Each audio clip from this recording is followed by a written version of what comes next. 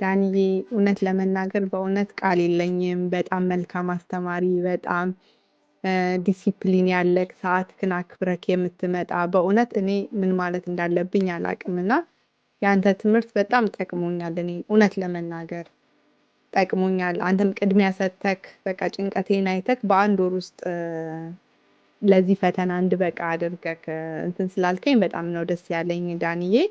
በጣም ነው ማመሰግነው። እግዚአብሔር ያክብርልኝ። በእውነት ሁሉም ሰው ቢመጣ ሁሉም ሰው ቢማር ይጠቀማል። እኔ ለብዙ ሰው ነው የምናገረውና ሁልጊዜ ምርጫዬ ነክ። አሁንም ቤተሰባ ይመለሳለሁ እኔ ሌሎቹም እንዲመጡ እመክራለሁ። በቃ ዳኒ በእውነት የዳኒ ትምህርት ይለያል ነው የምለው። ሌላ ምንም ማለት አልችልም በእውነት እና ዳኒዬ እግዚአብሔር ያክብርልኝ። በስነ ምግባርክ፣ ሰዓት አክባሪነት፣ በዛ ላይ ደግሞ ትምህርት የምታስተምራቸው ለኔ ጠቅሞኛል።